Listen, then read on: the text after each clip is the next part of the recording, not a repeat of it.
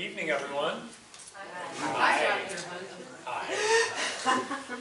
Welcome to Open Forum. My name is Dr. Hunter Peterson. I'm a naturopathic physician. I'm the clinic director of Coeur d'Alene Healing Arts. Our clinic is behind us, just in downtown Coeur d'Alene. And this is Open Forum, which is a monthly series of conversations we have here in this space every first Wednesday of the month, 6:30 to 8. You saw me click on that video camera because we do record them. So if you want to re-listen to the conversation, share it with a friend, it'll be on our website, cdahealingarts.com. This event, or this ongoing series, I really like to think of as a conversation about health. And so I really want us to encourage all of us to interrupt me while I'm talking, raise your hand, ask a question. It's actually much more exciting and interesting to have a conversation about things. The lecture topic I came prepared to speak about tonight is insulin resistance and diabetes type 2. And we will spend the initial portion of our time discussing that and kind of getting into the details of it. But I always want to leave time for the end of our session to open up the floor to any sort of question whatsoever, healthy living, health questions, personal, general, and make sure to get that on our whiteboard. So those of you who want to directly have this question answered, we can spend a little time doing that after I finish talking about those topics. So before I do that and ask the audience for questions, I'm also going to pass around a little clipboard. This is a way to stay in touch with Coeur d'Alene Healing Arts. We don't just do this monthly event. We do other educational endeavors. We do detoxes. We send out newsletters. So we have a lot of great information if you want to keep in touch. And so if you'd like to give us your name, an email address, we can pass that along. So I'm just going to pass this out. So without further ado, what kind of questions are there out there that we want to talk about tonight? Who's got something? Okay, Pam. Well, since I haven't been here in months, I have about 42 of them. We've been missing you. But I'll try to keep it short and Okay. also say that I'm really, for many reasons, only looking for just really focused short answers. Because they're fairly big topics, but I'm not expecting that tonight. So. Okay, sounds good. So, nuts, soaking and or roasting, temperature and amount of time. I think if I understand right, the ideal is to soak and roast. But if you're only roasting, is the temp and time the same? And what is that? And Okay. Yeah, that's a great question. do you want me? Oh yeah, I should ask them all right now. Yeah, just ask them all because what we're doing is we'll come back to it. Yeah, the kombucha, if you're drinking like the GTS, is it a decent brand? First question. Second, my idea would be to be able to have a few sips a day. And I know also that the ideal is to just make your own stuff, but let's say you're not doing that. Yeah. And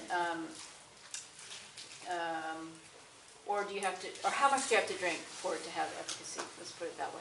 And what's the least amount in a day that you can drink and still have it be The value to the probiotic right. kind of effect. Okay. And so there's a lot of seeming change out there in the world around the amount of protein. Yes. My understanding used to be about half your weight in grams. Okay. But things like Forks Over Knives and documentaries that are just pouring out about all that and having a very different opinion, and a husband who's a type O saying, I don't want to eat meat, and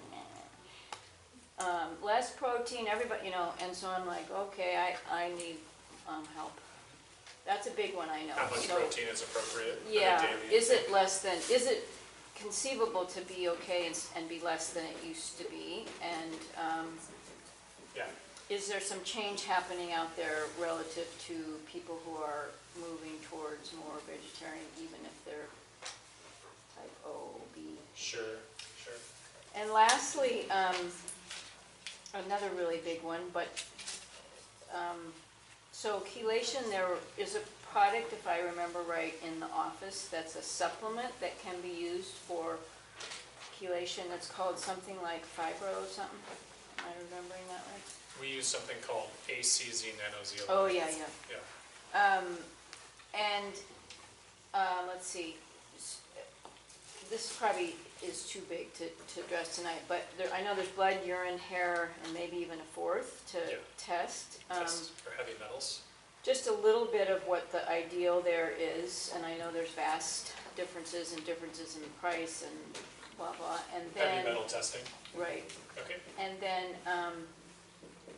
if that product can basically be safe regardless if you know you need it or not.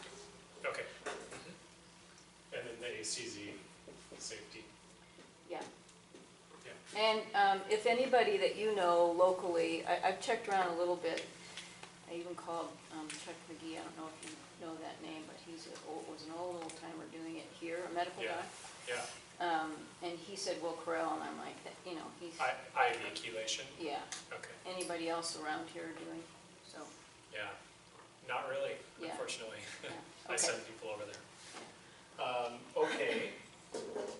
Thank you. thank you. What? Yes. I have a question about CBD oil. I know you had a class on it, but I missed it. Well, I didn't actually teach a class on it. Oh, It was somebody probably had someone who something was on it. trying to sell CBD oil, but I Oh, have okay. knowledge of CBD oil. Okay, because somebody told me there's a difference between the CBD oil that comes from hemp and then I Yeah. don't know which the other CBD oil is. To That- use for pain Yeah. management. Yeah, that comes from the actual buds of the cannabis plant. Okay, Yeah. because, do you use like for nerve damage and pain? Uh-huh. Yeah, okay, I can touch on that for sure. And also, one of the things that if you're pre-diabetic, one of the first things to take a look at. is Yes, how your we'll be dramatically covering that. Oh, okay, Yes. good. Yes, I have a question regarding blood type.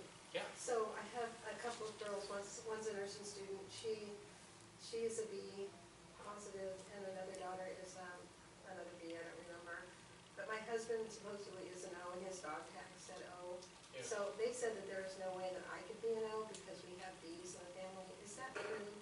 That's correct, yeah. Is that- I can just answer that straight up. Yeah, Okay. you know, if you If we have have children that are Bs, and you know your husband's O, then, likely, I've been eating wrong for a lot of years. yeah, it's technically possible you can be an AB blood type, but most likely yours is B.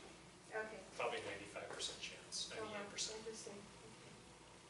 Yeah. Any other topics, questions for us to touch in on?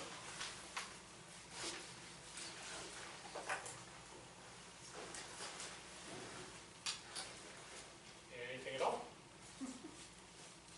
Okay. Reflux. Reflux, yeah. What about reflux? I guess just ideas to not have to take medicines. Yeah. And what I'm just going to write is cause and treatment because they're interrelated. And not have to give up coffee. That's not part of the question. Okay. Okay. Any others?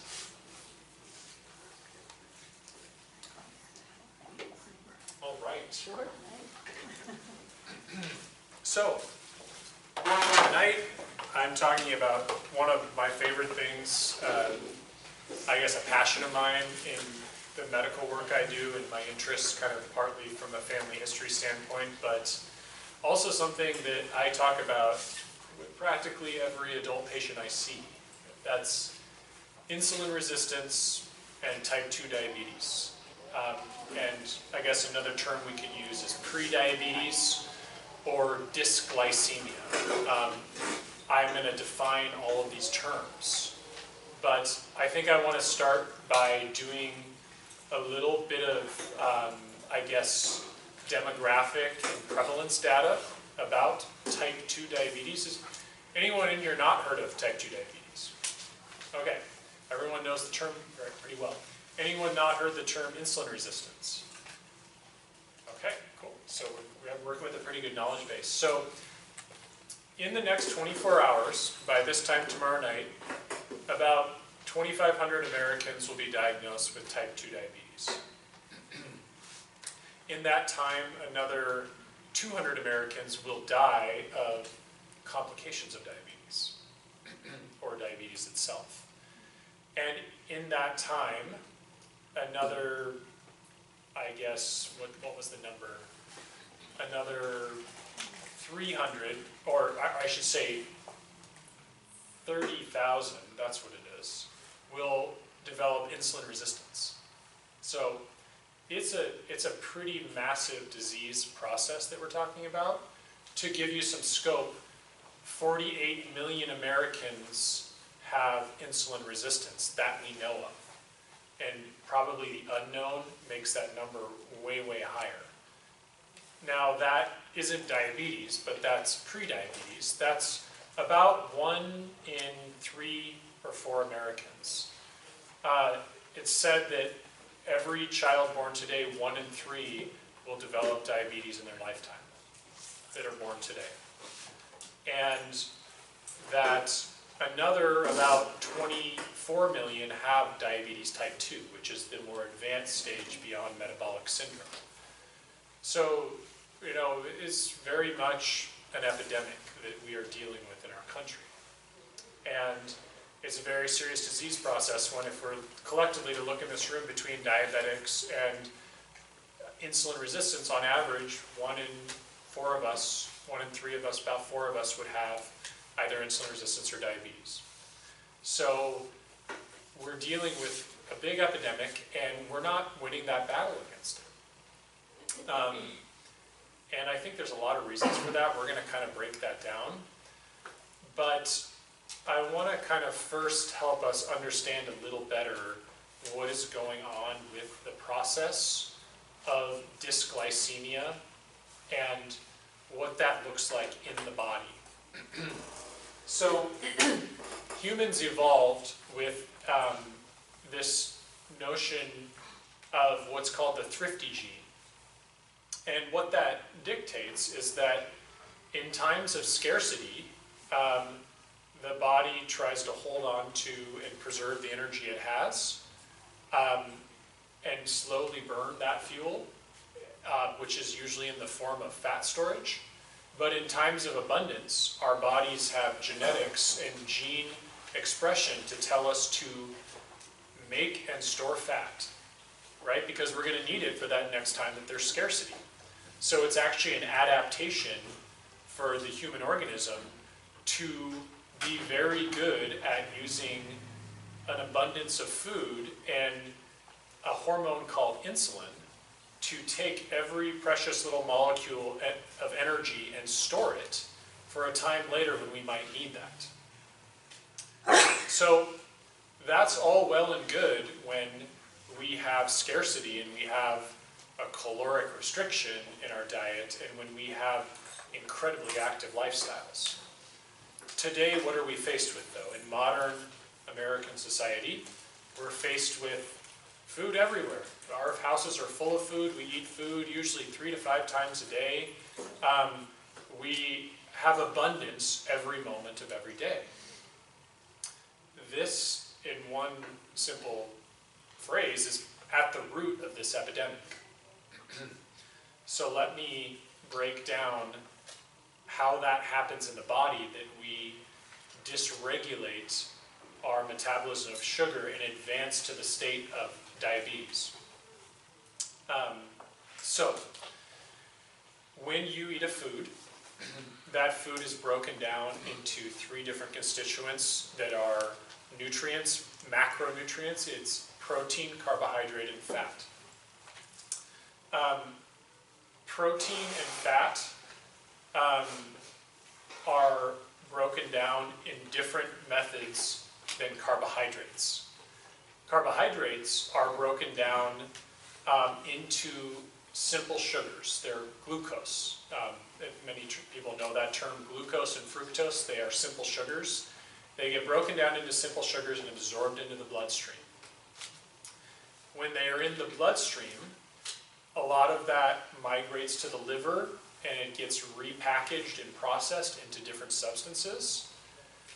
And it also, that glucose also gets shipped out to the cell to be converted into storage. And that storage form of sugar actually eventually breaks down into what's called ATP, or energy, whether that's immediately or whether that's down the road, which is the example of, storing that energy for later and when there's a scarcity. But regardless, the end result of that carbohydrate metabolism is creation of energy. That's why we could not live without carbohydrates. We would die. We need to have carbohydrates in our diet to sustain our functionality. In that process of moving the glucose from the cell, or from the bloodstream into the cell, you need a hormone, and it's called insulin. Insulin is the signal that's secreted by an organ called the pancreas to tell your individual cells in your tissue to take the glucose from the bloodstream and bring it into the cell. And therefore it can start the process of being converted into energy, or it can be stored for a later date as actually converted into fat. So in an ideal world, that process goes on seamlessly, and your body really tightly regulates the level of sugar in your bloodstream, so it stays right between about 80 and 120 milligrams per deciliter. And when you aren't eating, when you're in the fasting state, the body uses a hormone called glucagon to liberate that glucose into energy and into the bloodstream. And when there's a fed state, when there's lots of energy around, the pancreas secretes insulin to store that energy for a later date. So what happens when we have excessive amounts of energy coming in, of glucose coming in? What happens when we are in the fed state all the time? We start to basically push that insulin button a lot, right? Because there's a lot of sugar in the bloodstream. We got to push that into the cells. We don't need to use it, we need to store it. And so that insulin signal starts driving sugar into the cells. The cells get bigger and bigger, fattier and fattier, and over time, because of that fat accumulation in the cells, and because of how much insulin is being used, the cells start to get tired of seeing that signal. They start to desensitize to the signal of insulin. It's kind of like, maybe not the best example, but someone with a drug addiction to, say a bad drug like cocaine. It's like the first time you do it, you're bouncing through the roof, it's super stimulatory, but over time, you essentially become dependent on it and accommodate to it, so that you need more and more of it to gain the same effect, right? That's a drug addiction, and you could say that about pharmaceuticals too. Well, in this case, sugar is the addicting molecule, and the degree and quantity that you're taking in, you have to use more and more insulin to get that sugar into the cell. And those cells just stop listening to the signal. As they expand and get fatter and fatter, they downregulate their ability to listen to insulin signal. As a result, your pancreas has to crank out more and more insulin. Now, initially, there's no change in your blood sugar. The early stages of insulin resistance, your blood sugar numbers are totally normal, because again, the sheer volume of insulin you're pumping out is still forcing that sugar into the cell. However, eventually, as this kind of physiological process progresses, that mechanism starts to break down, and you begin to see blood sugar levels rise. And as those blood sugar levels rise, there's this arbitrary point that we have determined in the medical community to say, at a point where your blood sugar is over 126 milligrams per deciliter fasting when you wake up in the morning, or any time when it's over 200 milligrams per deciliter, then you are clinically diagnosed with diabetes type 2. So it's really important to understand here that we think of the term diabetes and insulin resistance, perhaps some of us, as if they are separate things. They're not.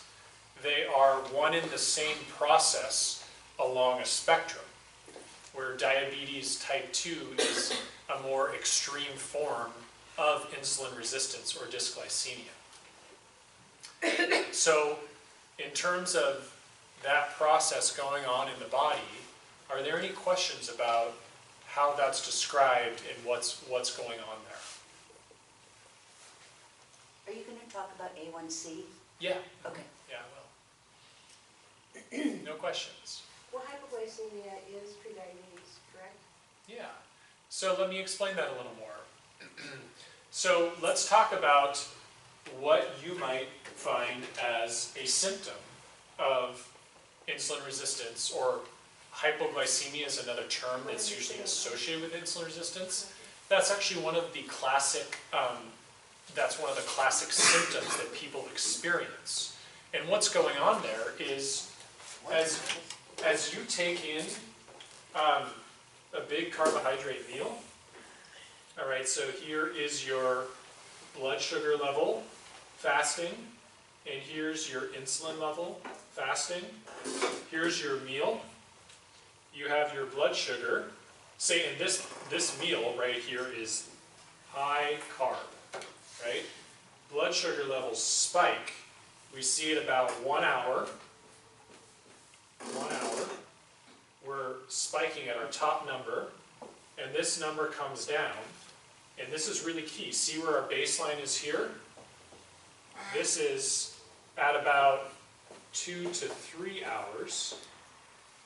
We get down to this trough, and then we come back up to our baseline, right? So actually, with a high-carb meal, we get this big shoot of blood sugar, but it is followed by a precipitous fall to below the baseline. And why we see that is because after we have that meal, and the blood sugar starts to spike, here comes insulin and mirrors that blood sugar spike to drive that sugar into the cell, right? And thereby lower and rebalance our blood sugar levels in the bloodstream.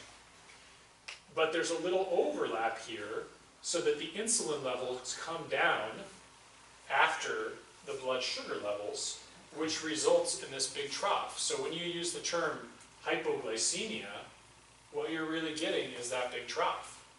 Does that make sense? Kind of, yeah. Okay.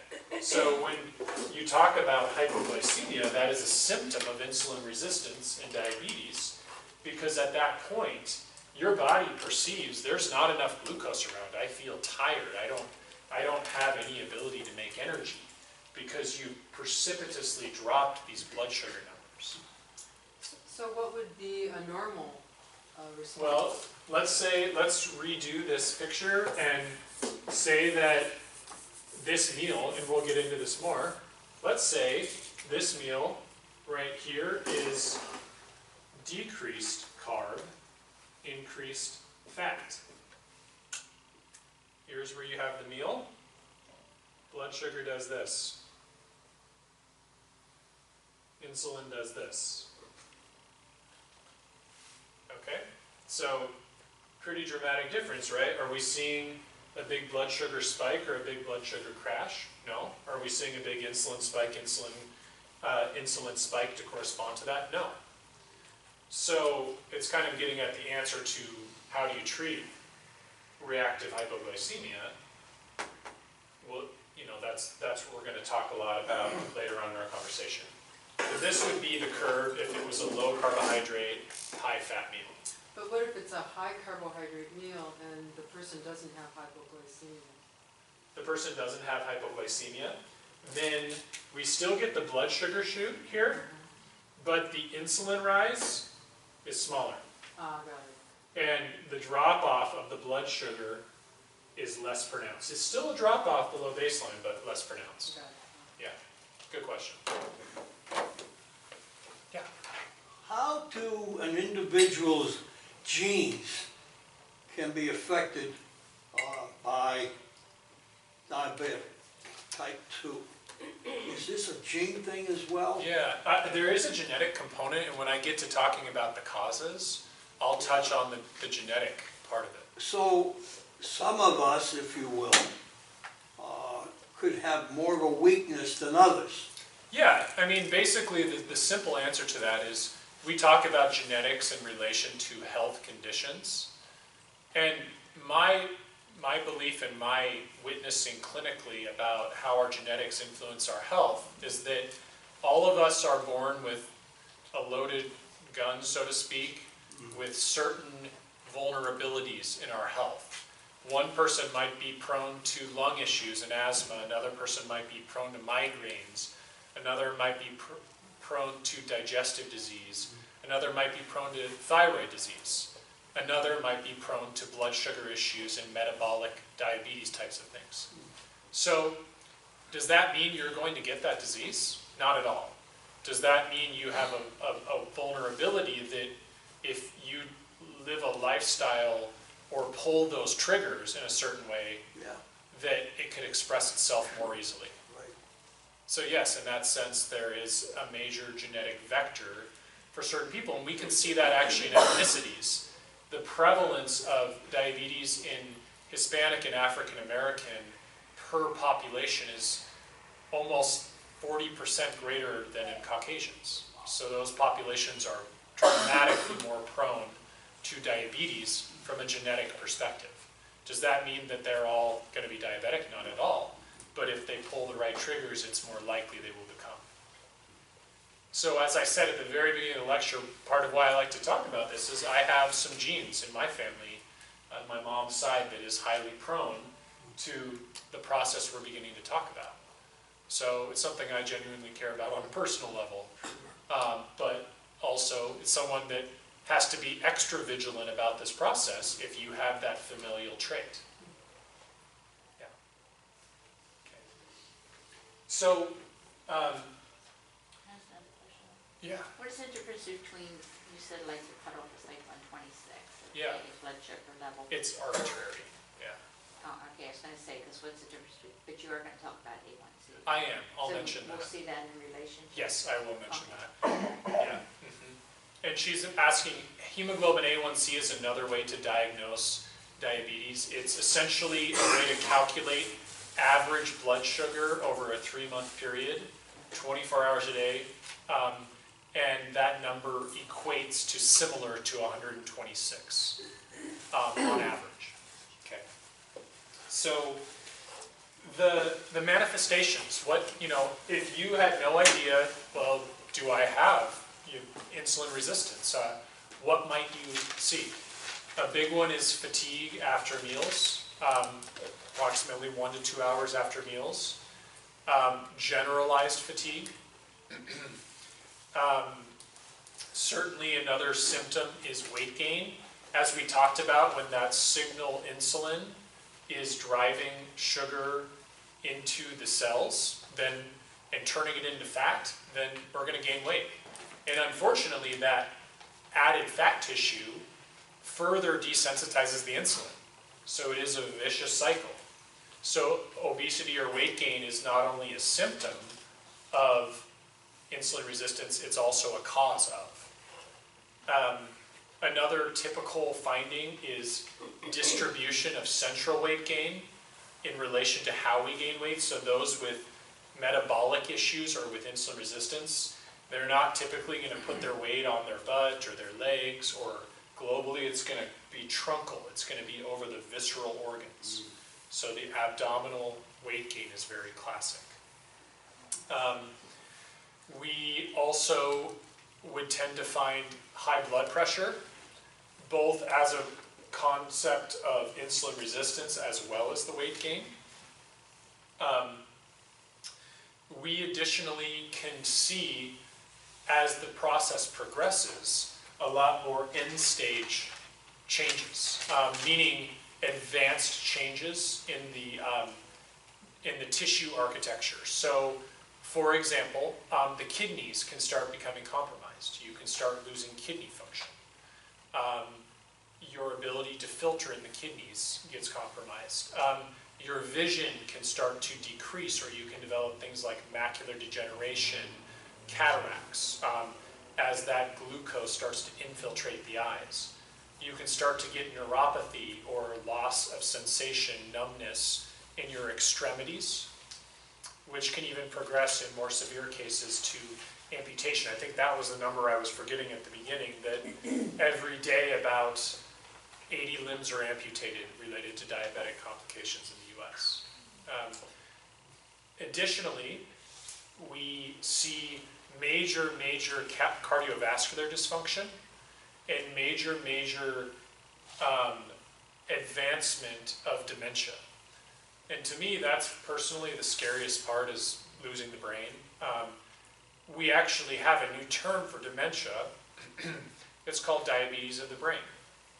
And that's essentially the central pathology in dementia, which is also at an astronomical rise in our society.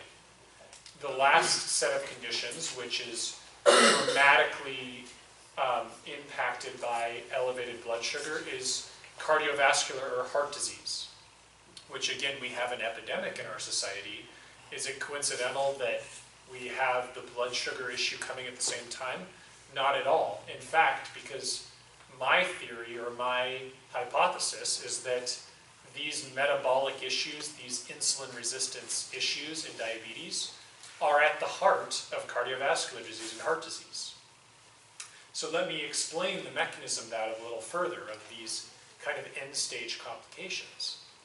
What you have going on is, as that method of insulin resistance, of more and more insulin, starts to fail, and as your blood sugars begin to rise, then your body has very high levels of sugar circulating in the bloodstream. Sugar in too high of quantities in the bloodstream is probably one of the most destructive molecules that exists in the body.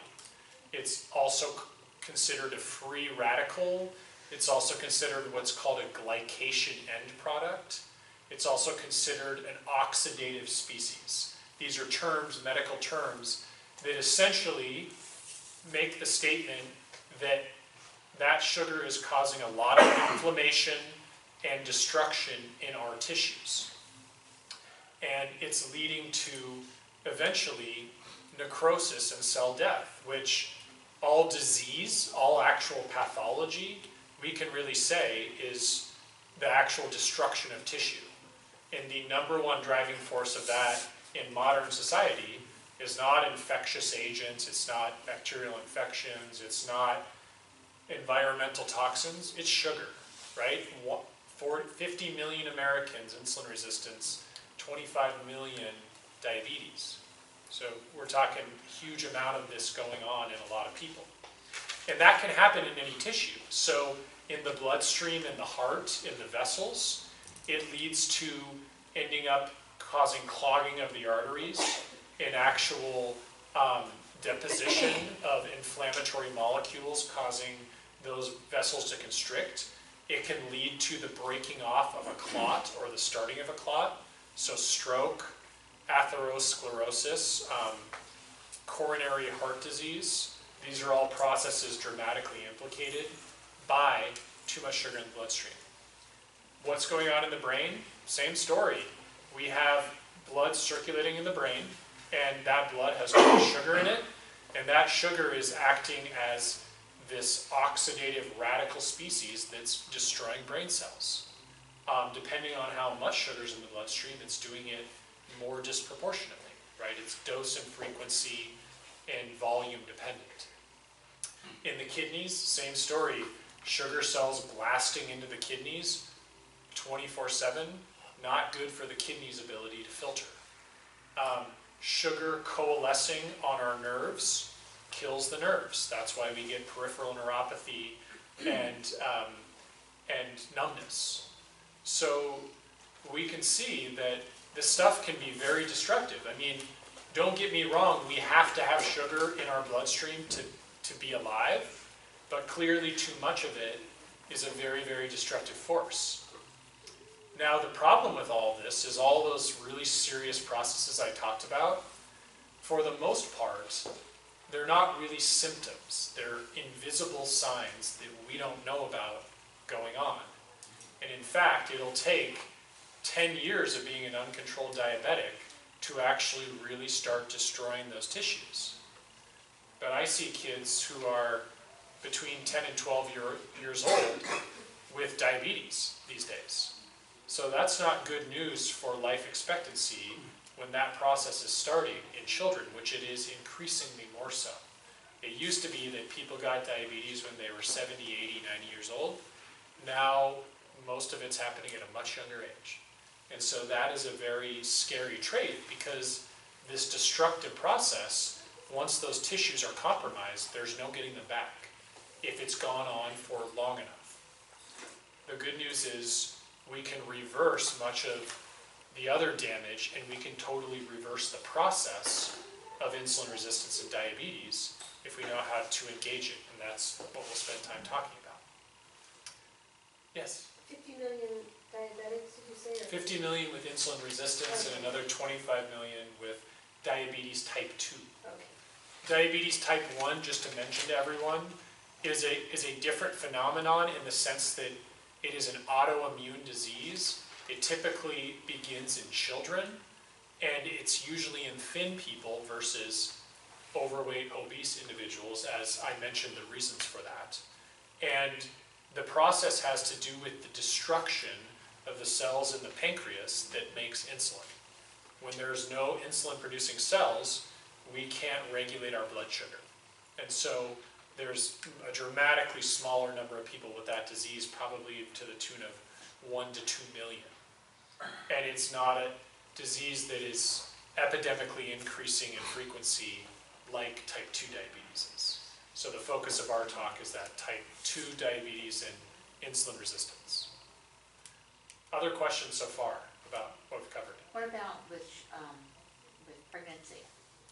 Yeah, that's called gestational diabetes. It is a example of insulin resistance and diabetes that manifests in pregnant women. And the concept there is the body doesn't do quite as good of a job of regulating blood sugar in pregnancy if you're creating the conditions for insulin resistance.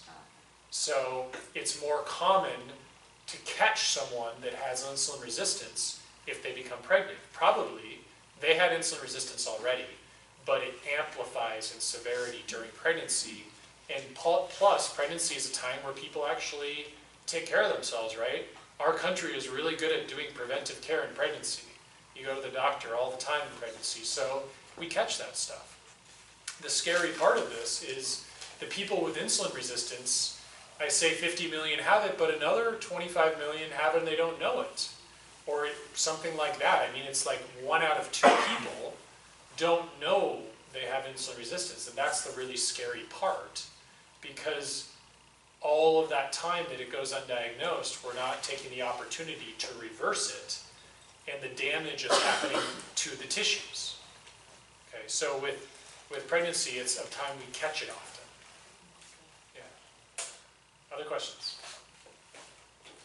It becomes very apparent that, what am I thinking here? You've mentioned it a few times, and right away I lost it. The pancreas is a very, very important organ. Yeah, it does a lot of things. And there's so many diseases that are affected or come about through this pancreas. There are some, yeah. Yeah, so I'm wondering, is there anybody trying to do research that could come about to having a organ that could be a transplant from a bad pancreas? Yeah, for sure. Oh, okay. I'm not going to talk about that because it would cost probably about $300,000 per transplant, for starters. And clearly, with the 50 million or the 25 million Americans that have diabetes, Yeah. I don't know if I can do that math, but Right. it's I think it's a pretty poor solution. Wow, Yeah, that's a shame. yeah. Well, I don't In a think sense. yeah, I don't really think it's a shame. We could have a really big philosophical Yeah, discussion yeah, about that. But I guess my point is, a person has a pancreas that's not working anymore. Yeah. Is there any way, I think you might have mentioned, is there any way that you can recover that organ? If truly the tissue has been completely destroyed, no. Okay, But there are ways to manage the condition without a working pancreas, and we'll talk about that. okay. Yeah. So, so we kind of started to talk about some of the end-stage symptoms or manifestations. I also want to mention the laboratory parameters that associate with all of this, because there are very significant findings that each of you could ask your doctor about running to help understand better if there might be metabolic issues, insulin resistance, diabetes. So we talked about fasting blood sugar. That's running your blood sugar first thing in the morning. If that number is above 100, you're considered to have insulin resistance or impaired fasting glucose. You can buy a glucometer on Amazon for about 15 bucks and test strips for another few bucks, and you can test that yourself. You just prick the end of your finger and measure that glucose before you eat in the morning, and you can get a pretty good sense of where your blood sugar is. Easy thing to do at home. Sorry, what did you call it? A glucometer, glucometer, and then test strips to go with it. You also can look at a parameter someone mentioned called hemoglobin A1C. That's your average blood sugar over a 3-month period, 24 hours a day. It's given as a percentage, but generally, if you have a hemoglobin A1C above 5.7, or 5.6 I should say, that corresponds to an average blood sugar of about 120. And if you are above that, you're considered to have insulin resistance.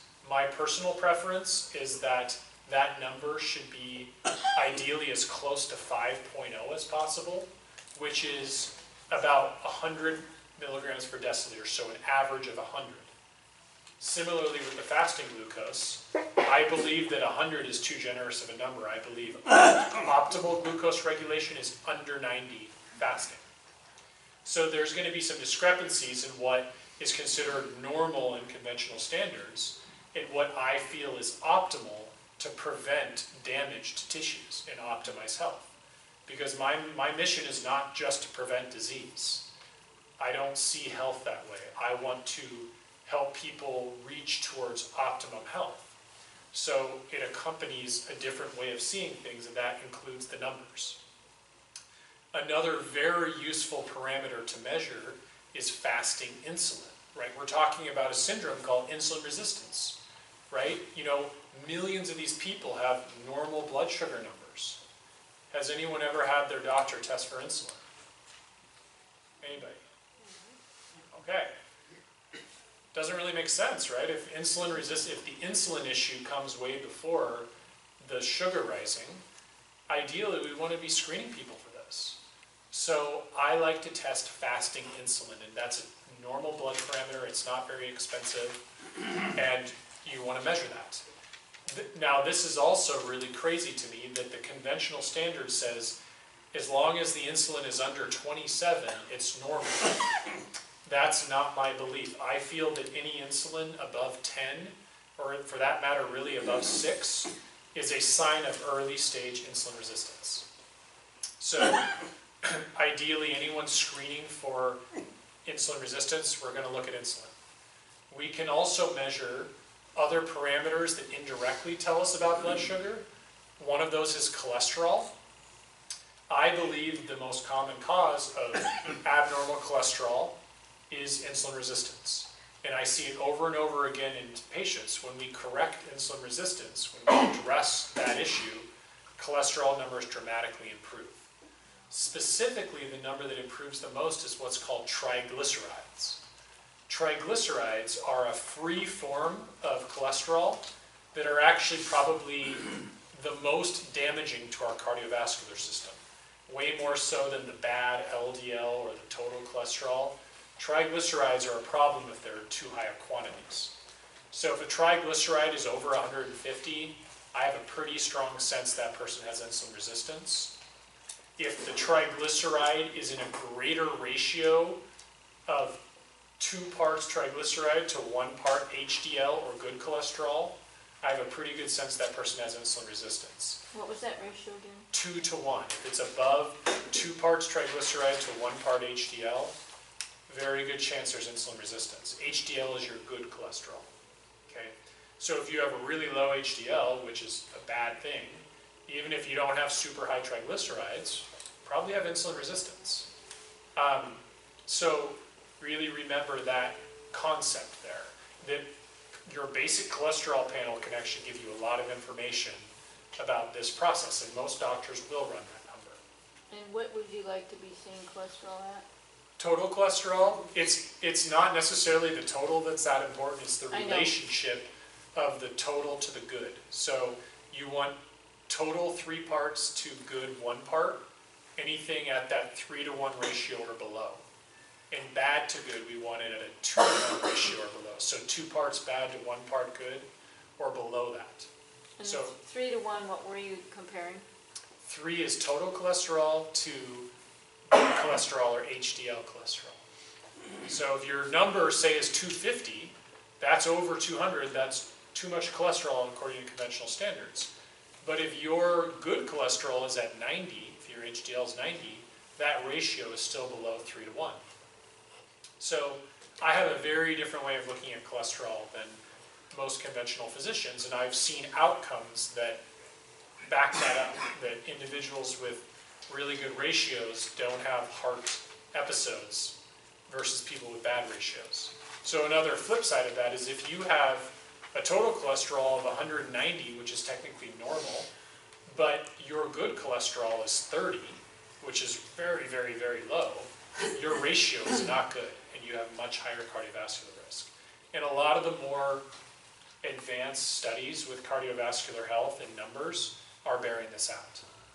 What's increasingly becoming clear in the studies is the blood sugar numbers have a way better predictive value of heart disease episodes, related episodes, stroke, heart attack, clogged vessels. So those are some really important numbers.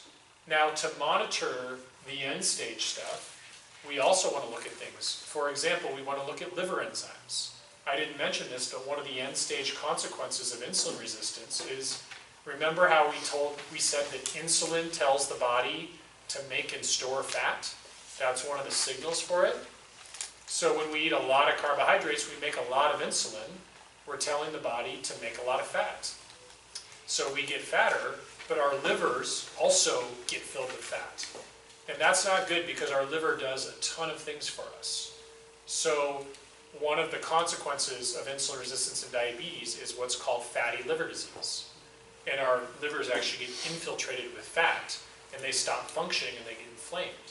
So you actually want to look to measure liver enzyme levels to determine if you're starting to get those numbers creeping up. For no apparent cause, it's a good chance that it's related to fatty liver, which typically occurs in overweight or obese individuals. It's part of the syndrome here that happens. So we want to look at liver enzymes. We also want to look at kidney parameters, but not just the standard kidney numbers that the typical doctor runs. We actually want to look at something called microalbumin, which is a really important marker of kidney function. And it's an earlier stage parameter, and we can pick a problem up way earlier with microalbumin than standard kidney markers. We also want to make sure to possibly look at cortisol levels. Cortisol is our stress hormone, and it has a major role to play in insulin resistance and diabetes, potentially. And I'll get more into that when we talk about causes in just a minute. So those are some of the things that we can see in the blood chemistry in terms of how to pick up on what is going on. Any questions about that part of signs, symptoms, laboratory markers, end-stage consequences of the process of insulin resistance in diabetes? Okay, great. So, I think now we're going to get into the exciting stuff and the stuff you really want to hear about, which before treatment, we're going to talk about the cause, because the cause is basically the treatment in a sense. How did we get this way? I started hinting at that with our evolution, right? Food scarcity and food abundance. We have a lot of food abundance. The other big problem is, what type of food abundance do we have? Our ancestors had root vegetables and plants and wild game and nuts and seeds and a little bit of wild fruit.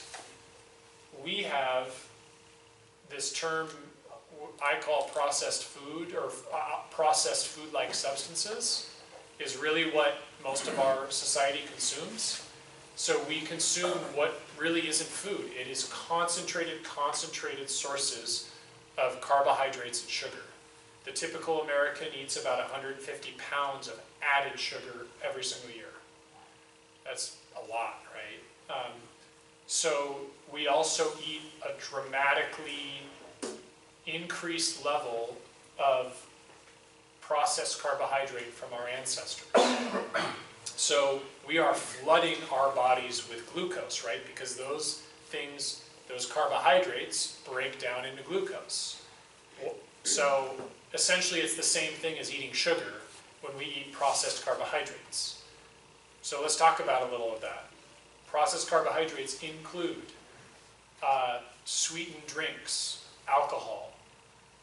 They include any sort of pasta, any sort of bread, any sort of cracker, any sort of candy, any sort of bagel, any sort of thing that comes in a package or a box, any sort of fast food that you eat is likely almost all carbohydrates, and maybe some fat and salt and sugar.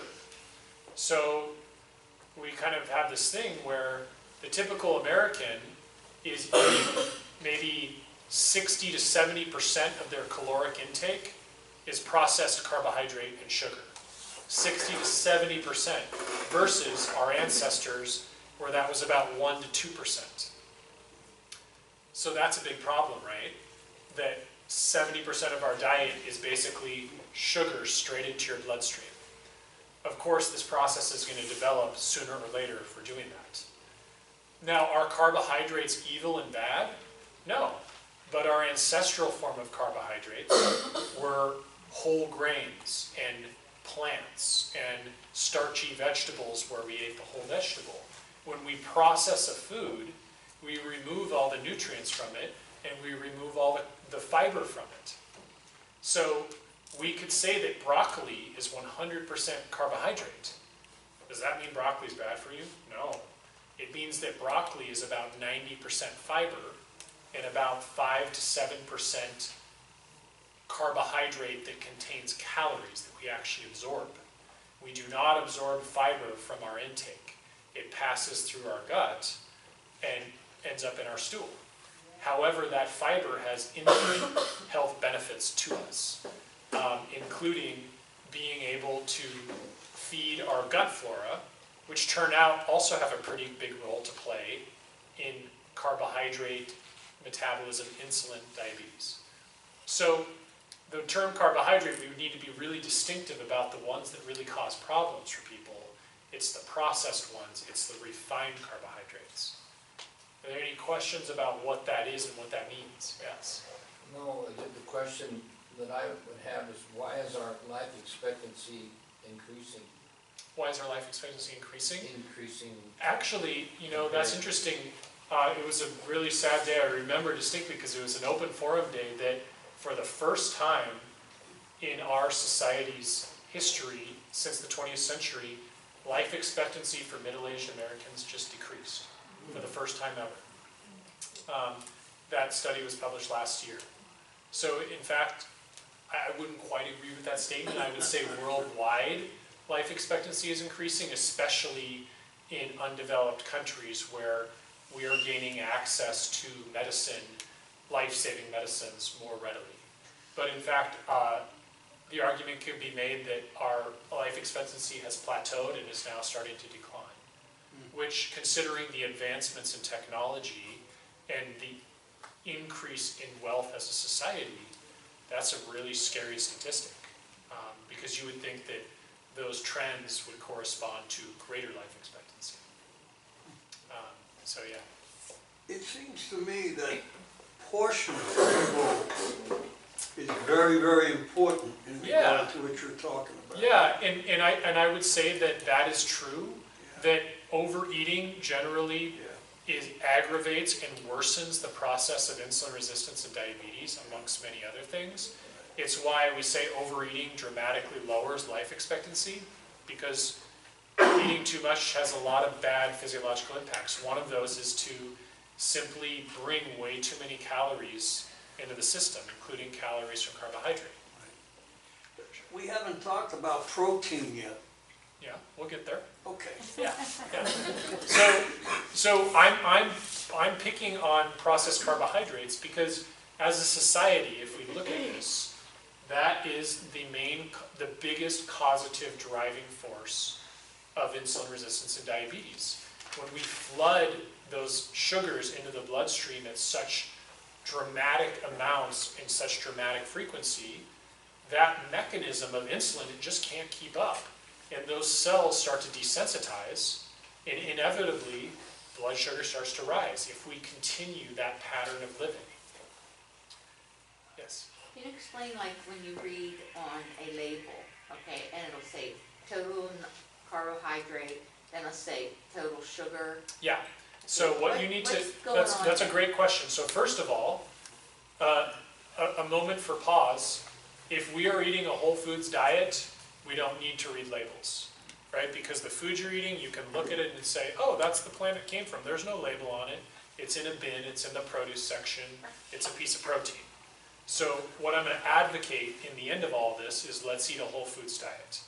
But if you were to eat a processed food and it had a label, then on that label, when you look at the carbohydrate section, you have to take the total carbohydrate and subtract the fiber. Because this fiber you don't absorb, right? That's the actual amount of carbohydrate that converts into sugar. So it's misleading to say how many sugars matter. That's not what matters. It's how many carbohydrates minus the sugar. Minus the fiber. Okay, so let's say you have hypothetically 30 of one and 10 of the other, so you subtracted that, now you have 20 carbohydrates.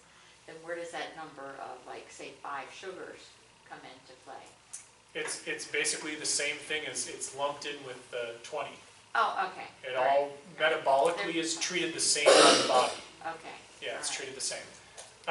And so another thing, when you read labels, you got to be really careful, because that label might say per X amount of chips or per volume. So you might say, oh, it only has 20 carbs, but you eat one handful and you're eating 20 carbs, right? And most people aren't just eating a handful.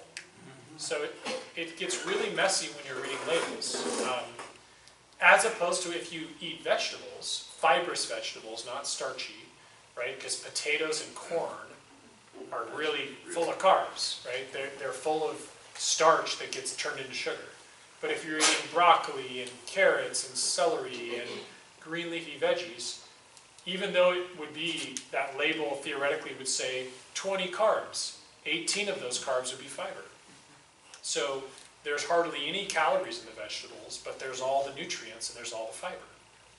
That's why our ancestral diet was about 70% fibrous vegetables. So is it suggested that you eat, like, the apple peel and the Absolutely. potato peel and stuff like that? Yeah, of That's course. where more fiber is. More fiber in the skins, for sure. Yeah. I have Yeah. a question about the juicing. Juicing, yep. So isn't that just without the fiber, don't you get high bolus of sugar? That's correct. Let's say carrots, celery, apples, Yeah. ginger, beets.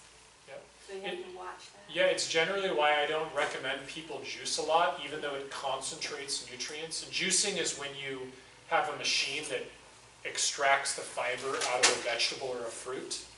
And and concentrates the juice. And it does concentrate the nutrients, it also concentrates sugars. So that's, if you're eating celery and, things like cucumber, that's not a problem because there's no sugar in those. But carrots and any sort of fruit have a pretty decent sugar content. So it can be a problem.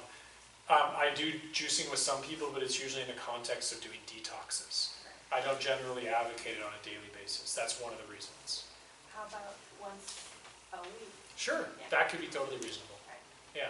So let's talk about other sources dietarily of how we turn the things we eat into sugar, because it's not just the processed food. I mentioned those starchy vegetables. We really got to be careful of those.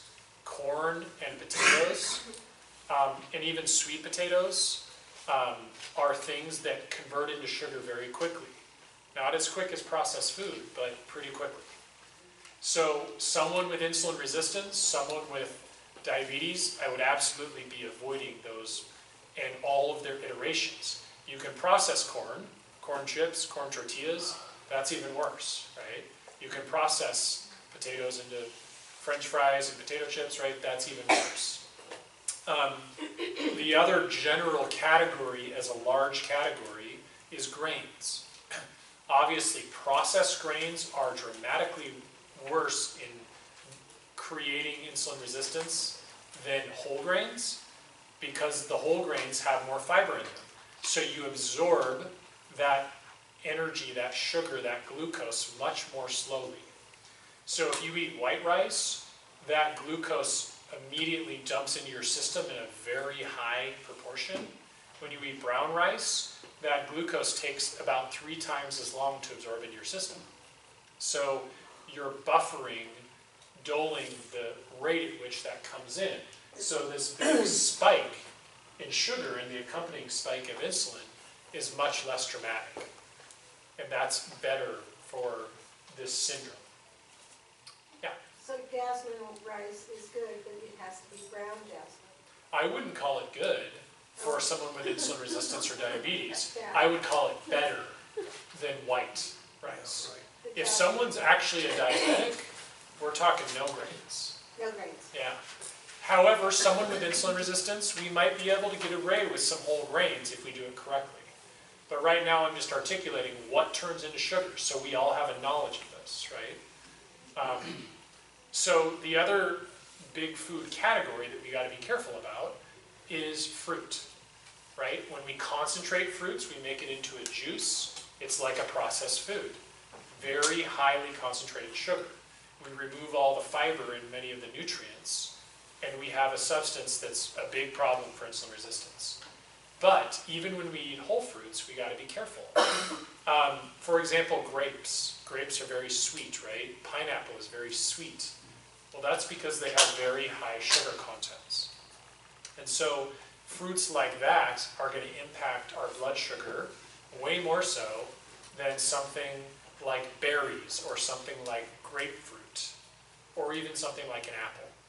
So we have to be very picky and choosy about which fruits we consume and how much of them, right? Because as the gentleman mentioned here, the quantity of these things we eat is a huge part of it. It's not just that you can never eat white rice. Well, what if you have a spoonful versus a plateful? Very big difference, right? So everything about this is dose and frequency dependent in terms of how much of a problem it can create. Questions about those other food groups? Yeah? What about oatmeal?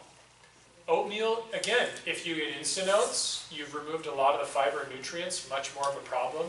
Steel cut oats or old-fashioned oats blunts the intake of the carbohydrate, and so it's much less problematic. But for someone with insulin resistance, I would probably be making that a seldom, infrequent intake. And I'll talk more about how to improve the profile of that, of what to eat with it, because that's part of the treatment with nutrition is not just don't eat the refined carbs, but what do you eat instead and how do you combine the carbs of other foods? Any other questions about foods that will trigger this process in relationship to Nuts carbohydrate? and legumes, Nuts and legumes, Yeah, if overeaten, can cause this process, but if eaten in moderate quantities, much less so. any one's better than others? The best would be lentils for legumes. The best nuts would probably be something like almonds. The worst would be cashews. And the worst beans would be anything out of a can, especially garbanzo and black bean would probably be more problematic. Pinto beans. Refried beans would be a really bad thing. Yeah, good question. Another thing I need to mention that people really miss the boat on is proteins. Proteins do not directly convert into sugar, but if we eat too much protein, our liver converts that protein into sugar in a process called gluconeogenesis. So I have a lot of diabetic insulin-resistant patients who have changed their carbohydrate intake, but they're eating way too much protein. And they're, oh, protein, really important. I want to, build my muscle. Well, guess what? Your body can only handle about 30 grams of protein in one sitting. Anything in excess of that, it's converting it into sugar. So you eat a big 12-ounce steak, it's just like 2/3 of that was eating a candy bar, because it's just going to be converted as sugar. And in the meantime, in the process of converting that, it is very hard on your liver and kidneys, because that conversion takes a lot of energy and effort and is taxing. Yeah. So what you just said about protein, your body can handle about, what was it, 30 30 grams? grams, which equates So to must be about 4 ounces. 4 ounces Yeah. of meat. Okay. More so with like beans and nuts and seeds, because there's less protein per volume. So you could probably do a cup of those or more even. And then when you just, talking about the legumes and worst being in a can, Yeah. but so garbanzos or black beans when they're dry beans and Less not in a can, that's. less of a glycemic impact. Really? Yeah. Just being canned amps it up. Big Why? time. What's meant when people, back to excess protein, what is when they talk about spilling protein in your urine? What happens with diabetics is when their kidneys get so damaged that they stop the filtering, protein particles, which are normally filtered and prevented from going into the urine, actually leak through. It's a sign of end-stage disease of diabetes to see significant protein in the urine. Another sign of diabetes is glucose spilling into the urine. I didn't mention that, but it's very prominent. The main symptoms of true diabetes are polydipsia and polyuria, meaning frequent urination and frequent thirst. It's because there's so much sugar flooding through our bloodstream that it starts actually spilling into the urine. And as that sugar spills into the urine, it takes water with it. So we pee a lot and we're thirsty a lot because we need to make up that dehydration. So one of the ways to diagnose back in the old days of diabetes would be you actually taste the urine, it tastes sweet, has sugar in it. That was, 100 years ago, that's how we figured it out. We obviously have more advanced ways to do that. Yeah. Yes. Dr. Hunter, Yeah. thank you for hearing me from my high blood pressure a while back ago. Yeah.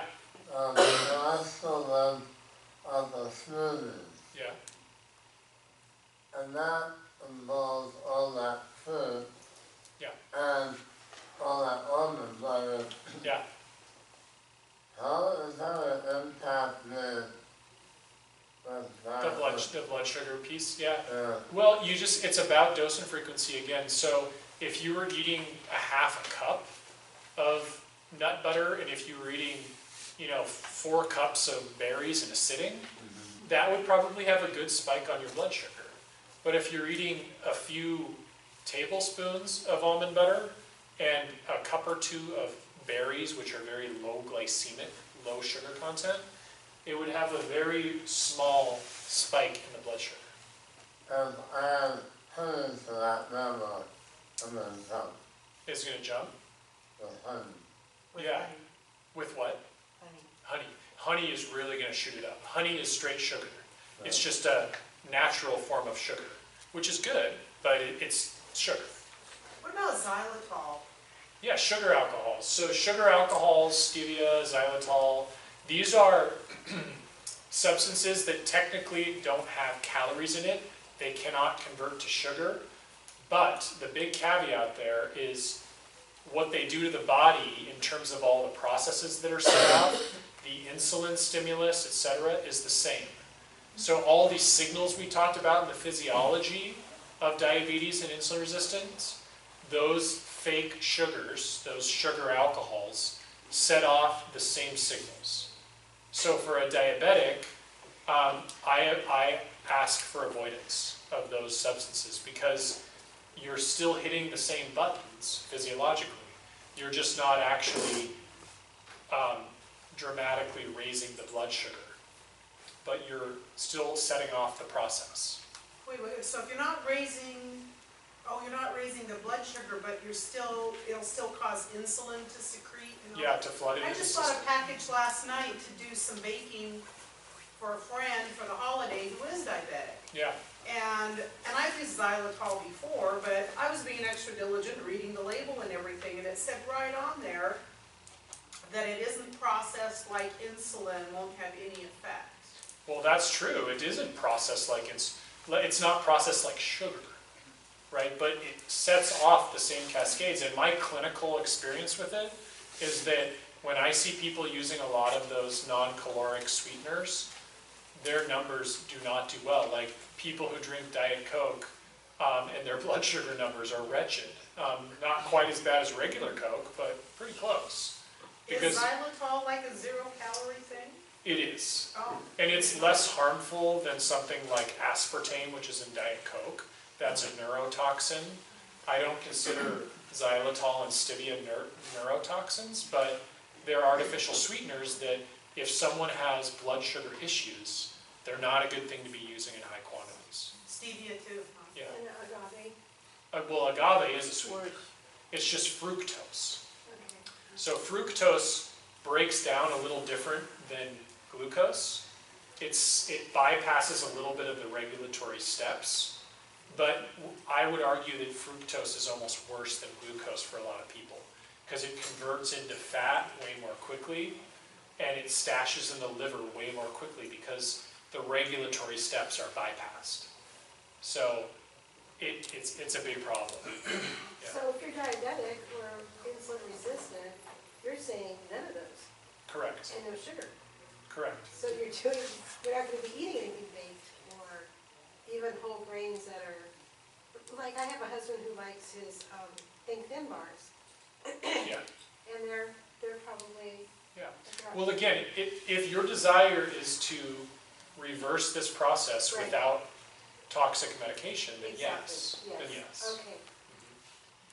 Is that the same like for Can you sweet explain the melons? stevia bit? I've raised stevia, Yeah. and it's a natural plant. Yeah. It is, that's true. It's very sweet. It's like 100 Very times sweeter than sugar is. Yeah. Yeah. So when it hits your taste buds, and when those signals are neurologically transmitted from the brain and the taste buds into the rest of your physiology, it sets off the same processes as if you had consumed sugar. Oh, for heaven's sake. And what are the measurements of, what do you measure to prove that that's true? You can look at insulin levels, you can look at things like triglycerides, you can look at tendency to build adipose tissue, and as well as blood sugar numbers. Well, blood sugar may not go up though. But interestingly, I see that it does. I can't fully explain the mechanism. I don't think maybe there's research about fully reasoning that out, but I don't have a great explanation. I just clinically see it. Yeah. So all the things they say like about Trivia or Splenda or any of those, it's all poo-poo. Marketing. Yeah. I mean, to a degree, they are, don't get me wrong, the non-caloric sweeteners do not cause the same level of blood sugar consequences that traditional sweeteners do. But if But you the- ever use them every day, it would. Yeah, it'll be problematic. And things like Splenda and sucralose, which is sucralose and aspartame, they're actual neurotoxins. So they do tons of damage to the body for whole separate reasons. Okay. Thank you. Okay. Soy also, right? No, No, no, no problem with soy. Soy is a legume, it's a bean. okay. Yeah. Okay. All right, and we'll have more time to chat about diet because we're gonna talk more about treatment in a minute. I want to make mention of exercise, right? Our ancestors, in addition to eating mostly vegetables and very few carbs, they also walked about 10, 12 hours a day. We don't do that anymore. We are a very sedentary culture. Modern America is a very sedentary culture. So at the level of the cell, when we're trying to get that glucose from the bloodstream into the cell, one of the big driving forces is, does that cell need energy? So when we exercise, we need to use a lot of energy to exercise. We create a lot of demand at the cellular level to break down sugars and break down fats. So if we're exercising, we can do a very good job of keeping that blood sugar in balance. When we're not exercising, there's no signal to drive that sugar into the cell because there's no energy use being done. So one of the driving forces, one of the main causative forces of diabetes and insulin resistance is sedentary lifestyle and lack of exercise, which leads to all of the symptoms, including weight gain, elevated blood sugars, et cetera, et cetera. So, I mean, it's pretty straightforward, right? Are there any questions about that, about why that is, and kind of the mechanism of that, how that happens? Is it better to have cardiovascular exercise? We'll get there when we talk about treatments. Yeah. Okay. Yeah. So Yes. if you're doing a lot of exercise, like I have a Down syndrome daughter that does, curves, and they really push, like, make sure she gets extra protein, make sure the blood sugar doesn't drop. So, I mean, like, she wouldn't be apt to, like, sit down to a bowl of broccoli, or she'll eat some carrots, and, so, About nutritional strategies? Well, yeah, I mean, yeah. Yeah, I'll talk When you about that. when you exercise, you do burn up, Sure. yeah. Yeah, but if there's a blood sugar glycemic issue, what you're burning can be obtained from fat. Okay, because fat does not, I'm going to get to it, fat cannot turn into glucose. Okay. There's no metabolic pathway to convert fat into glucose. And so that's a huge concept to understand. The third cause that I see increasingly prominent is what I see as an epidemic also in our society is chronic stress. So chronic stress, which many people suffer from, secretes a hormone called cortisol. That's why I mentioned we should check cortisol. When we secrete cortisol a lot and all the time, one of the signals that cortisol creates is to liberate glucose from the cells into the bloodstream, because that cortisol is designed for our fight or flight response, running from a tiger, right? That's evolutionarily how we got that. You need a lot of glucose in the bloodstream to do that. So when we secrete cortisol, we're flooding the bloodstream with sugar. And that's all well and good if it's very, infrequent. But a lot of people are in a chronic state of fight or flight, what's called sympathetic dominance. They're always stressing. Work, relationships, finances, many, many causes of chronic stress. And I've done lectures on this and talked about how to understand it. But the bottom line is one of the consequences physiologically of chronic stress is pushing glucose into the bloodstream. So a lot of my patients who eat perfectly and exercise perfectly that have metabolic syndrome or insulin resistance, this is the driving force for them. Their stress response is really out of whack, and it really hasn't been addressed, and that's creating blood sugar issues and metabolic issues for them. Questions about that one? So stress management, you give lectures, Yeah, and there's videos on it Okay. that I've done, but I'll touch on it today. So, I want to flip gears because we don't have a lot of time. In the conventional medical world, I kind of want to just frame the route that it's taken and then kind of contrast with the way I see what to do about all of this. Because fortunately, these are not genetic diseases. These are not diseases that we have no control over. They are diseases of lifestyle, truly. They are a modern disease of lifestyle, diabetes and insulin resistant, which means that we ourselves are empowered 100% to reverse and cure these processes.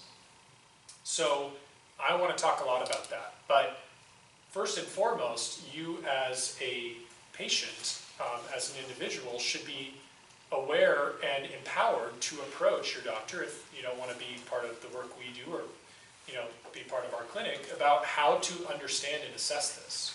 So first and foremost, I would really advocate those blood parameters.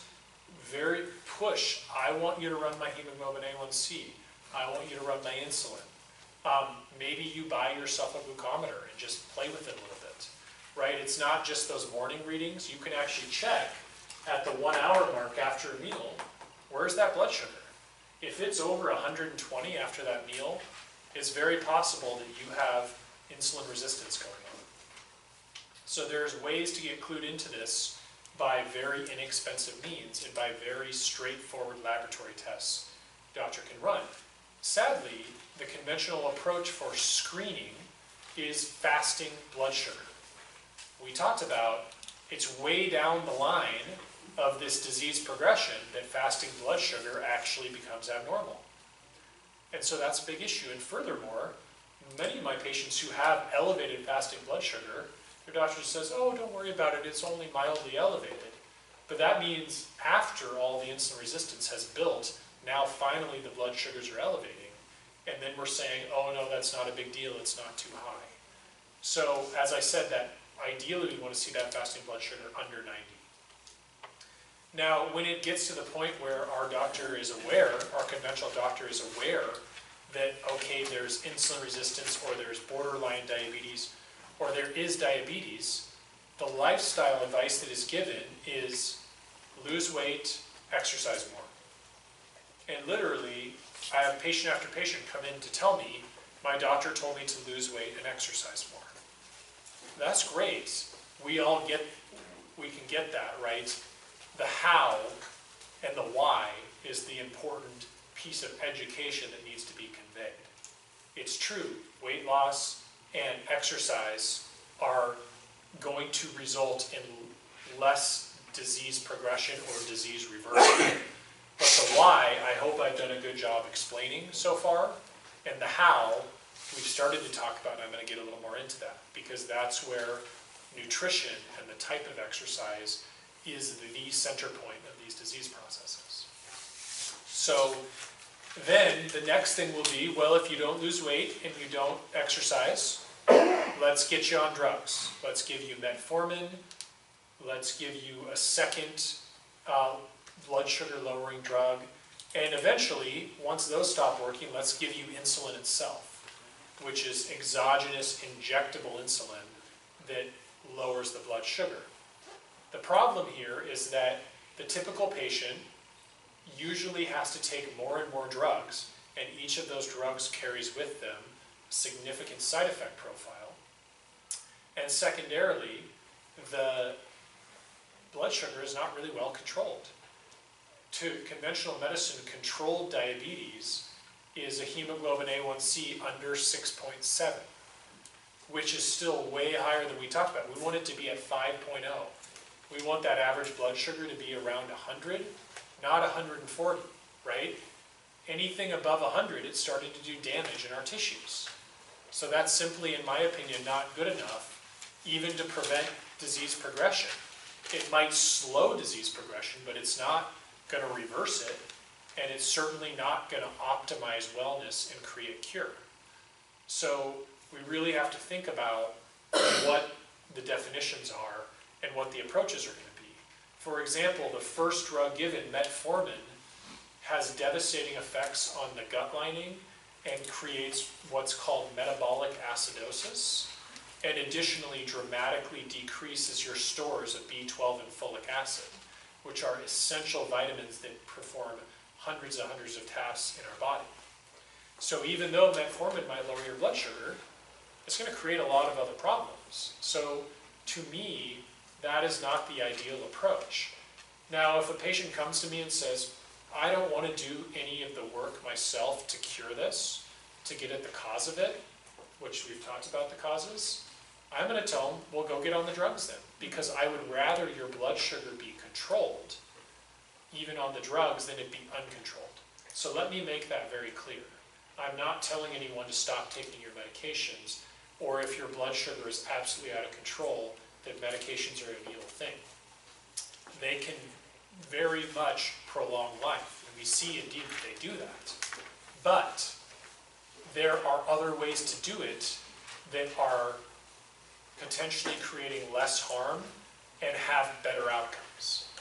And furthermore, I think it's disempowering in a way to just say, well, just take this drug and rely on this for the rest of your life.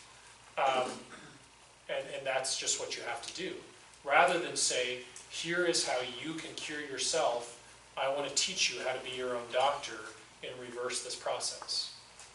So that's kind of the direction I'm going to go with it. And so when we talk about nutrition, we've already hit it pretty big. Clearly, we need to reduce processed food. Ideally, eliminate it entirely if there's insulin resistance or diabetes. Specifically, especially if they're diabetic, if it's advanced pretty far, I would say grain intake needs to be completely eliminated as at least a regular occurrence. Here and there, having a little bit of grain is not going to be the end of things, but generally grain converts into sugar too quick, even if it's whole grain. I would also say that any alcohol or sweetened drink or any sweetener needs to be avoided, or any baked good that's sweetened, that kind of thing. Additionally, we have to be very careful about sugars, right? Even in fruit. So I would limit fruit intake to berries, grapefruit, maybe a little bit of apple. We can do protein, and in fact, protein is a very good part of a meal, but as said, we got to watch quantities, right? Can't do too much protein. Additionally, we can't overdo nuts and seeds. We can't overdo beans, legumes. And of course, I mentioned corn and potato and sweet potato kind of being in that grain category, right? That falls over there.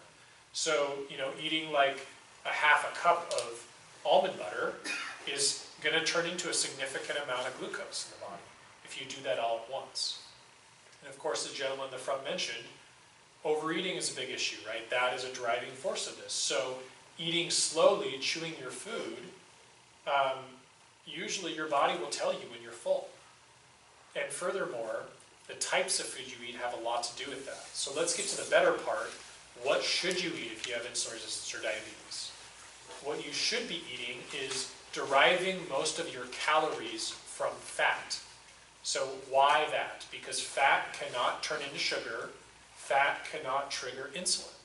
So if we're eating a lot of fats, then we are not setting off that whole process that we're describing. So what kinds of fats do we eat? Does that mean we eat a bunch of lard and French fries? No. It means the oils we choose are really good ones, like extra virgin olive oil, and we cook very liberally with that, and we put it on our salad dressings, etc. With high heat cooking, I really like clarified butter. For some people, coconut oil is okay.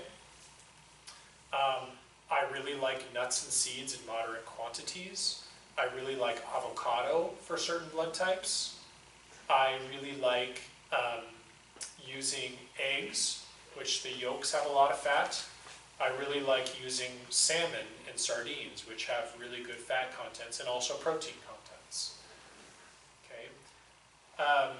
So notice what you're not hearing me say is cheese, yogurt, right? And the reason is because most most people don't digest cow dairy well. Even though dairy is not going to directly raise blood sugar, the vast majority of people, we're not, as humans, designed to really consume cow milk. We're designed to consume human milk. And so, in large part, I don't feel that dairy is a good strategy, although small amounts are probably okay and they will not impact blood sugar. Additionally, I'm very picky about meat, right? So meat does not turn into sugar. It's a combination of protein and fat. But if we're eating really toxic, conventionally raised meat, it has all sorts of toxic compounds in it. So if we're gonna use meat, let's make it be grass-fed and organic, because that's a way, way cleaner source of nutrition for us that doesn't carry with it all the other inflammatory toxins. And let's not eat more than 3 or 4 ounces in a meal if we're doing meat. The big category that we all gotta really jump on board with if we're to reverse this process is fibrous vegetables, right? I said our ancestors eat about 70% fibrous vegetables. That was our ancestral diet. Is there anybody in here who eats about 70% fibrous veggies, their quantity? I probably at like 50 to 60, I'm not quite there. Gina, maybe? Okay, so if we just return to our ancestral diet and our plate was 50 to 70% fibrous veggies, it would dramatically alter this health epidemic. And what do I mean by fibrous veggies? Huge amount of them, right? Zucchini, squash, celery, beets, carrot, onion, garlic, green onion, kale, spinach, lettuce, sprouts. I mean, and the list goes on and on and on. There's tons of them. Does it matter if they're cooked or raw? A little bit. Cooked beets and cooked carrots and cooked onions do have higher sugar content, but generally speaking, it's not dramatic. Yeah. So salads, roasted veggies, steamed veggies, sautéed veggies, raw veggies, barbecued veggies, veggies and soups, right? So many ways we can eat vegetables. But the typical American eats about maybe 10% of their diet is vegetables, if that. And the way that they're consuming them, they're getting like 10% of the typical fiber we should consume. So vegetables, yes, lots and lots and lots of them. And by the way, most people with diabetes and metabolic syndrome are also overweight or obese. Well, when we eat fibrous vegetables, they fill us up, they're loaded with nutrients, and they basically have no calories in them. So if we want to lose weight, not trigger sugar, we should eat more vegetables, right? And the other thing that I wanted to mention about good fats is that the cool thing about fat is, in addition to being this nice, steady energy intake with how it comes in, it makes us feel satiated. So when we eat a meal that has a pile of vegetables and is cooked in some healthy fats or is drizzled with healthy fat, it fills us up and it makes us feel satiated. And we eat less often. With this curve that's going up and down with the sugar, when we hit that low, we want to eat again, and we get in this vicious cycle of eating more carbs because we feel low energy and we need the food. And so if you eat a vegetable-based, high-fat diet, you don't get any of that. You eat way less frequently, and you aren't hungry. So that generally is the dietary approach that for most individuals will very quickly start to reverse this process, dramatically in fact, if you're very methodical about it. So questions about kind of the principles there. What about quinoa? Quinoa is a grain. Okay. Yeah, so it's one of the best grains. If you have really early stage metabolic syndrome, you might be able to do moderate amounts and do it with veggies and fat and not impact things. Someone mentioned steel-cut oats. Okay, the way to do that would be put a big glob of clarified butter in there or something, which slows the absorption of the carbohydrate. Add nuts and seeds to it. Then you're looking at a way better glycemic profile than if it was just the oats. So how much, my husband likes the oatmeal, so like, is a cup too much if he has hypoglycemia? And I'm putting the coconut butter on it? It really depends on how advanced it is and how it impacts his blood sugar. So get a glucometer Yes. and check the blood sugar an hour after the meal. And Okay. if that number is like 180, then yeah, it's Yeah, not it's too doing a much. good job.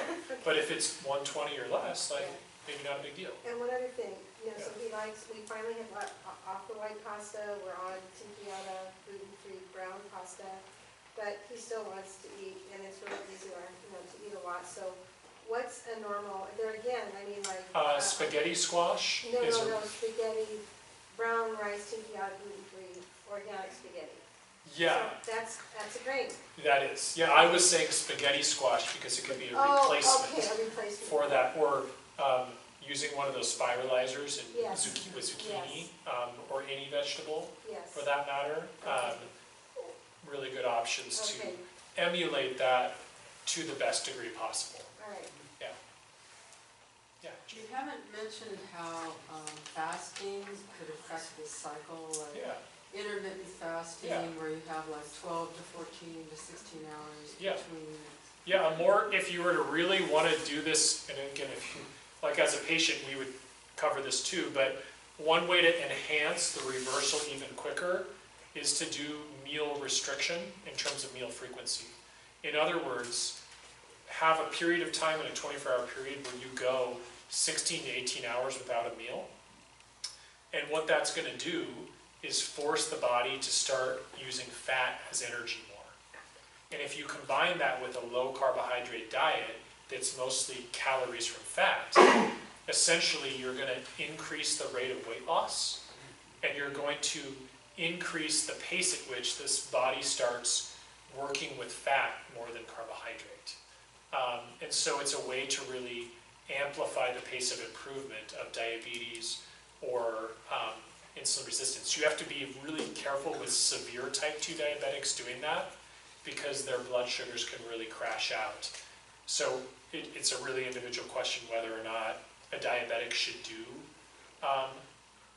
intermittent fasting, which is what Gina was mentioning.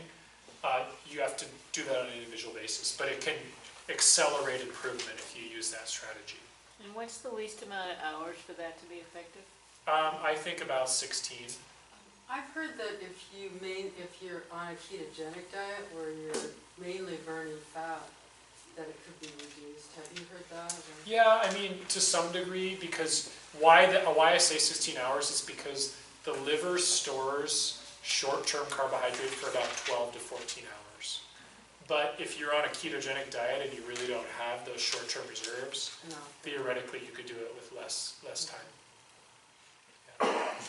Any other questions about the dietary approach? Really foundational. We can nuance it a lot, but I've kind of given you, the guts of it, so to speak. Yeah. People who have been able to reverse diabetes through that approach, because I think it's the only approach that would get anybody there. They would actually cure it, yeah. So, is that the way they eat for the duration, or are they able to then reintroduce some things? Yeah. You gotta watch the blood Yeah, sugar. I have been, it depends on how long and how advanced the process is. So early stage dysglycemia or insulin resistance, we can totally reverse it and get back on whole grains, etc. with ease. Processed carbohydrate and processed food is never really going to be something that, if used regularly, is sustainable for someone that has this predisposition. I would argue for anybody. But if you work out 2 hours a day with high intensity workouts, can you eat more processed foods and sugars? For sure. And that you could stay in balance that way. But like someone who, just in business and in career, for instance, where part of that includes you meet clients, you have meetings, restaurants are part of life. Yeah. And a lot of work happens there too. Yeah. Well, so what's the best advice? Yeah, I am a real strong believer that when you eat out, part of the service is accommodating your needs. And so I would ask for substitutions. Oh, I don't want that bed of rice. Can you just give me extra broccoli? And very often, if it's lunches, soups and salads, you can find vegetable-based soups, and salads are always a go-to that you can do. And you just make choices on the menu, and then if that choice does not accommodate, you ask for substitutions, or you leave something on the plate. Hopefully you choose something where the main bulk of the meal is in a refined carbohydrate. So that's how I would guide that process. And, you know, at first it's a little challenging, but, you know, it's great seeing patients come into me and be like, yeah, it's just, I thought this was going to be like just impossible, and it's actually totally reasonable now after time to just, you know, make adjustments to choices. What kind of time spans have you seen where people have successfully reversed diabetes? I know it's going to be very individual, but... Yeah, I mean, I've seen people go from an uncontrolled diabetic to perfect numbers in a month. Those are the people who are a little more like very, very, very fastidious. But, you know, so it really just depends. And of course on also the other adjunctives we use. I want to spend a couple of minutes talking about some natural medicines that are very effective. But yeah, it can happen quick. I mean, people who are motivated and compliant, this process reverses very quickly. Almost universally. I mean, of course, if people aren't committed to the process of what it takes to reverse this, then yeah, it takes a lot longer, or we could not reverse it, you know. Okay, so let's just say that happens, or, you know, in a fairly short time frame, somebody successfully does that. Yeah. How long would you maintain, or I would think that if you start slowly introducing things, you just end up back where you could go the wrong way too much, or... Yeah, well again, that's where the whole foods diet as a long-term strategy is a must. I don't see diabetics who can just go back to eating processed food after they've reversed it. No, not like that. But even with grains, it depends on how much damage has happened to the pancreas. Yeah, how much the pancreas can fully recover. And so, and how much weight there is to lose. I mean, sometimes, you know, we could, if the person is morbidly obese, we can't reverse it in just a month. Like, it's going to take a long time because the obesity is driving the insulin resistance and diabetes. So to lose 50 pounds, it would be very unhealthy to lose that in 1 month. I would want to see the rate of weight loss happen at about 8 to 10 pounds a month. Some people have 100, 200 pounds to lose, so we're looking at, you know, a couple of years maybe to do that. So, you know, understand that that's part of the pacing of this. If someone, you know, needs to work on the other metabolic forces, that takes time. So even if they're eating perfect, their morning blood sugar numbers are still going to be high because of what's called the dawn phenomenon, where that adipose tissue dumps sugar into the bloodstream. That's very typical. Were you going to talk about exercise? Yeah. So if we move on to the exercise realm, I just want to make a couple mentions. I mean, clearly exercising period, which a lot of diabetics, people with insulin resistance don't do, is a necessity. And it doesn't have to be vigorous to have a positive impact. Going on an hour walk could be wonderful. Spinning on a bike in the gym for half an hour would be really helpful for the vast majority of diabetics and people with insulin resistance.